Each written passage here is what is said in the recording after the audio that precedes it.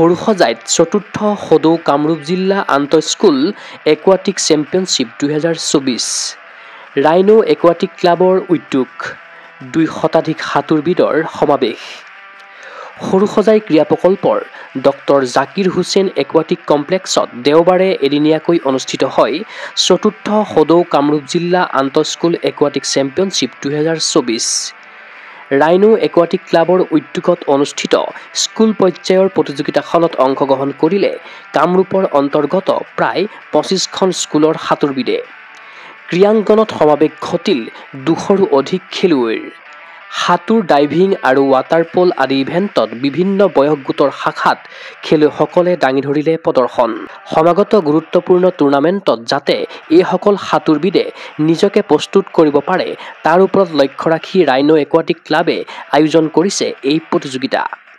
প্ৰতিযোগিতাৰ সন্দৰ্ভত জনালে অসম সাঁতোৰ সংস্থাৰ সম্পাদক তথা ৰাইনো একুৱাটিক ক্লাবৰ সভাপতি ভাস্কৰ ৰঞ্জন দাসে এবাৰ আমি ৰাইনো একুৱাটিক এছ'চিয়েট ক্লাবৰ পৰা 4th all Kamrup aquatic championship ইয়াত অৰ্গেনাইজ কৰিছোঁ এইখন কম্পিটিশ্যনৰ চেম্পিয়নশ্বিপৰ মূল উদ্দেশ্য হৈছে যে এই চেম্পিয়নশ্বিপখনৰ পৰা আমি এতিয়া বেছিক যিখিনি আমাৰ চেম্পিয়নশ্বিপবিলাক আহি আছে আগন্তুক তাতে অংশগ্ৰহণ কৰাৰ কাৰণে আমাৰ যিসকল সাঁতোৰবিদ প্ৰস্তুত হৈছে সেইসকলৰ সকলোখিনি নীতি নিয়ম বা ষ্ট্ৰোক কাৰেকশ্যন কেনেকৈ এখন চেম্পিয়নশ্বিপত অংশগ্ৰহণ কৰিব লাগিব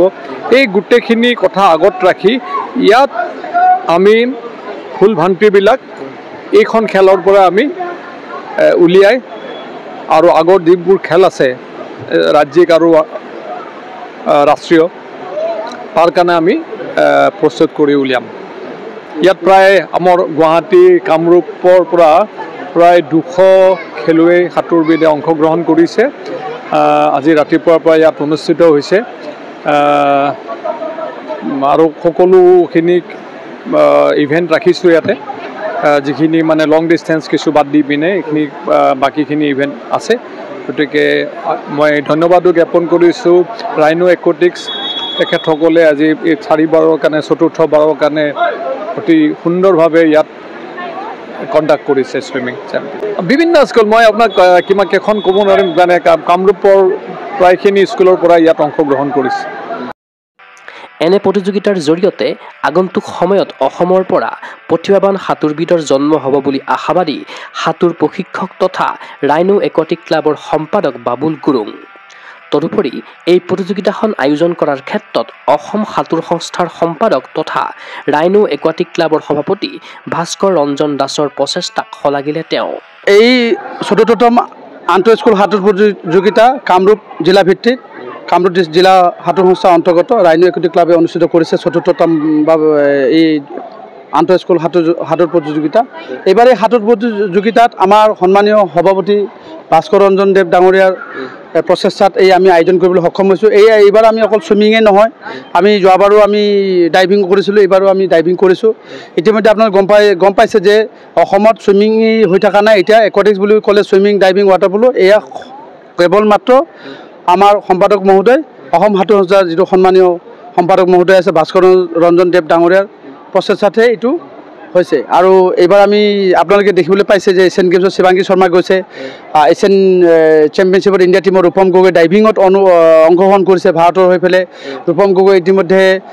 আন্তঃৰাষ্ট্ৰীয় পৰ্যায়ত ডাইভিঙত সুনাম বুটলিবলৈ সক্ষম হৈছে ইতিমধ্যে অসমৰ পৰা ৱাটাৰ পলতো গৈছে ৱাটাৰ পল ৰাষ্ট্ৰীয় পৰ্যায়ত অসমে ভাল ফল দেখুৱাবলৈ সক্ষম হৈছে ছুইমিঙত আমি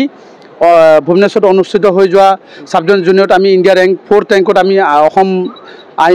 অসম দলটোক আনিবলৈ আমি সক্ষম হৈছোঁ এই গোটেই প্ৰচেষ্টাটো আমি একাত্মকভাৱে আমাৰ যিটো